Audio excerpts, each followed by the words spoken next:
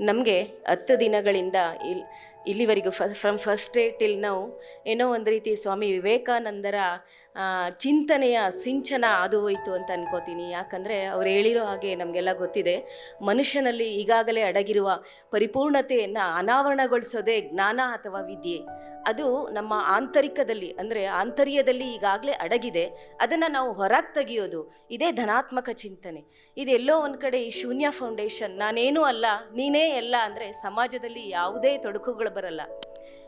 ಎಲ್ರಿಗೂ ನಾನು ಅನ್ನೋ ಅಹಂಕಾರವನ್ನು ತೊಡೆದಾಕೋದೇ ಈ ಒಂದು ಶೂನ್ಯ ಫೌಂಡೇಶನ್ನ ಒಂದು ಧ್ಯೇಯ ಅಂತ ಅನ್ಕೋತೀನಿ. ಅದರ ಹೆಸರೇ ಒಂದು ವಿಭಿನ್ನ ವಿಶೇಷವಾಗಿತ್ತು.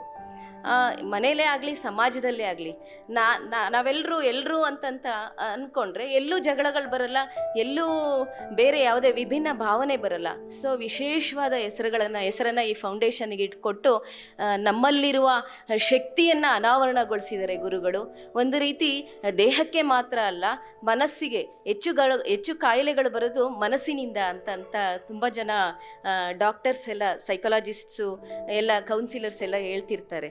ಅದಕ್ಕೆ ಈಗ ಒಳಗಡೆ ಇರುವ ನಮ್ಮ ಶಕ್ತಿಯನ್ನು ನಮಗೆ ತೋರಿಸಿದ್ರೆ ನಮಗೇನೋ ಒಂಥರ ಮಾನಸಿಕವಾಗಿ ನಾವು ಒಂದು ಪ್ರಬುದ್ಧಮಾನಕ್ಕೆ ಬರ್ತೀವಿ. ದೇಹದಲ್ಲಿರುವ ಕಾಯಿಲೆಗಳು ಅವಾಗ ಅವೇನೇ ಡಿಸಪಿಯರ್ಸ್ ಆಗುತ್ತೆ.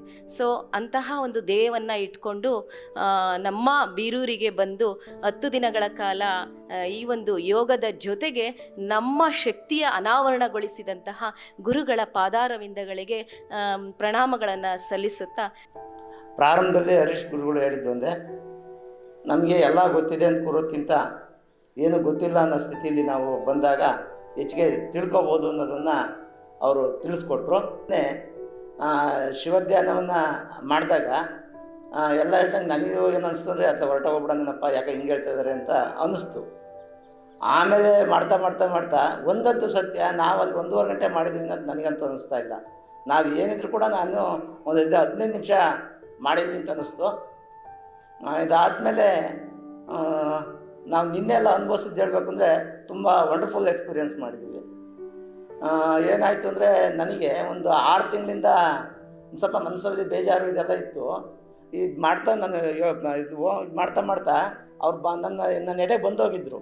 ಅವ್ರು ಪಾದ ಮುಟ್ಟು ನಮಸ್ಕಾರ ಮಾಡಬೇಕು ಅಂತ ಅನ್ಸ್ಕೊಂಡಿತ್ತು. ನಾನು 11 ಗಂಟೆ ನಾನು ಕಾಲೇಜಿಗೆ ಬಂದೆ.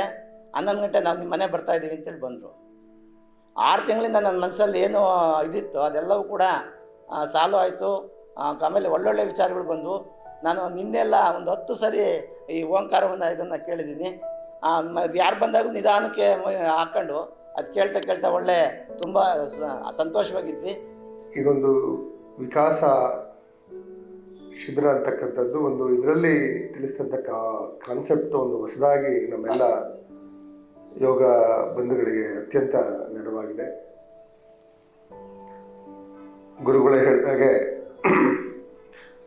ಜೀವನದ ಆಧ್ಯಾತ್ಮದ ಪಾರಮಾರ್ಥಿಕ ಸಾಧನೆಗೆ ಯೋಗ ಒಂದು ಹಾದಿ.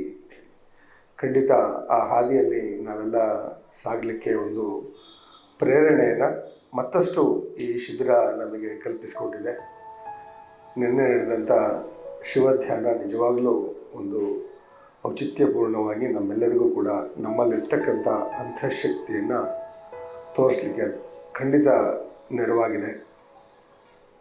ಅಷ್ಟೊತ್ತು ಆ ಒಂದು ಧ್ಯಾನದ ಅಭ್ಯಾಸವನ್ನು ನಮ್ಮ ಪ್ರದೀಪ್ ಸರ್ ಹೇಳ್ದಂಗೆ ಕನಿಷ್ಠ ಒಂದು 15 ನಿಮಿಷ ಆಗಿರ್ಬೋದು ಅಂತ ಅನ್ನಿಸ್ತು ಅಷ್ಟೇ ನಮಗೆ. ಆದರೆ ಅದು 1.5 ಗಂಟೆಗಳ ಕಾಲ ನಿಜಕ್ಕೂ ನಮ್ಮ ಇರುವಿಕೆಯನ್ನೇ ನಾವು ಮರೆತು ಆ ಧ್ಯಾನದಲ್ಲಿ ಲೀನ ಆಗಿದ್ವಿ ಅಂತ ಹೇಳಿದ್ರೆ ತಪ್ಪಾಗಲಿಕ್ಕಿಲ್ಲ.